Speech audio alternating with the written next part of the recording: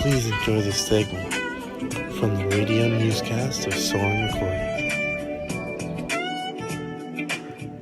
Our story starts when Columbus arrived in America for the first time and came across a native people. Thinking he was in the East Indies, he dubbed these native people as Indians. Because first impressions mean everything. The first day Columbus met the natives, he ordered 6 natives to be seized as servants. He continued to oppress them even further by objectifying them and stealing their wealth. What a gentleman. Indeed. In a conflict of interest for the Ohio River Valley Territory, Britain and France found themselves in a scuffle. Since the French were heavily outnumbered, they relied on neighboring Native American tribes to aid them in battle. But I hear you thinking, why did the Native Americans get roped into this mess? Well, it's because French fur traders often did business with Indian tribes and married Indian women, so the connection was already there. Choctaw, Cherokee, Chickasaw. What are you saying? Those are the tribes who signed the Treaty of Hopewell. Did you not hear about this? No. That is from like 500 years ago. We have a guest here to fill us in on the treaty. Fasta Hawley. This was a great day in history when they signed the treaty. I was just a young lad, celebrating my 19th birthday. Heard about it from the local pigeon. 3 tribes signed the treaty. The Choctaw, Cherokee, and Chickasaw people were to come under the protection of the United States. Great day for our people because now we had the protection of the big boys we were surrounded by. Brought us lots of great things like our own land and... All right, that is enough, Fantastico. Thank you for sharing. It was very interesting. Well, kind of interesting. Pretty boring, honestly. In 1791, we saw a treaty between the United States and the Cherokee people. This brought peace and friendship to 2 different types of people. Wait, but didn't they already do a treaty like this? Well, yes, but they felt their space being invaded by American settlers, so they wanted to reestablish the treaty. That is a good sign that they took action again. The Treaty of Holston put this peaceful friendship back into place.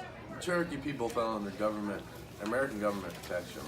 What other things has this changed? American people are not allowed to settle on their land. If they do, they could be punished by the Cherokee people themselves. What does this mean for people who wanted to hunt? I am a big hunter, you know.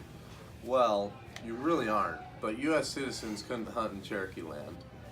Fudge nuggets! Those Cherokee lands are good for hunting. Well, in the long run, this was better for the Americans and the Cherokee. True, they finally found a peaceful friendship. In 1803, Thomas Jefferson bought the Louisiana Purchase from France's very own Napoleon Bonaparte for a bargain of 15 big boy coins. That's 15 million in layman's terms. This affected the Native Americans because Jefferson sent Lewis and Clark to explore the new territory where they discovered multiple Native American tribes such as the Soshu, the Mandan, and the Chinook. Gesundheit! And they even met the famous Sacagawea who guided them on their journey. President Andrew Jackson signed into law the Indian Removal Act. Overnight, a move highly criticized by his opponents, including Tennessee Congressman Davy Crockett. The act authorized the president to remove Native American tribes from lands to be settled by the white men. It's basically genocide, forcing an entire ethnic group to leave their homes on a dangerous journey west. Jackson is walking on a path bound for tears. A soldier by the name of Sam Worcester was arrested and sentenced to prison for 4.5 years. He was accused of entering the Cherokee reservation without a permit. According to the Worcester and Cherokees invited him onto their land. Worcester followed with a lawsuit, making its way to the Supreme Court, which ruled Georgia can have no force and the citizens of Georgia have no right to enter, but with the assent of the Cherokees themselves. Well, guess I got a file permit to see my dentist. We now go to our field reporter, Seth Baker, live in the field at the Battle of Little Bighorn. Well, as you can see, Cletus, the battle is really raging now. Lieutenant Colonel George Custer's troops are battling against the United Tribes, the Cheyenne and Lakota Sioux. Oh, there goes General Custer, just shot and killed.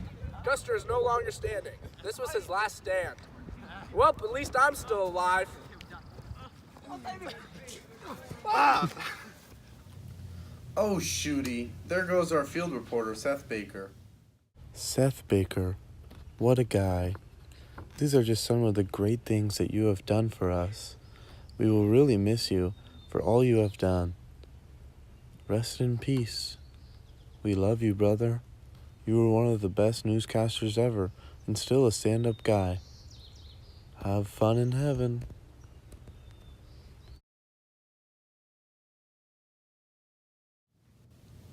Anyways, the Battle of the Little Bighorn has really heated up tensions between natives and the government. Breaking overnight from the White House, President Calvin Coolidge signed into law the Indian Citizenship Act, also known as the Snyder Act, due to it being proposed by New York Republican Homer P. Snyder. The act granted full U.S. citizenship to the indigenous people of the United States, known as the Indians. Guess this means no more overseas calls for tech support. Saving on costs already. A man in New Mexico was arrested because he was not an Indian, but he was hunting on the reservation. They say it's illegal for possession of game that was taken from the reservation in accordance with tribal laws, but that were not in compliance with state law. Yes, I have heard of this. Isn't the Mescalero Apache tribe versus New Mexico? It is indeed. The government even gave them a present of 142 elk. That's quite the present. My parents just gave me a rock for my birthday. His name was Gerald. Oh boy, to find this Gerald. That's all for today, folks.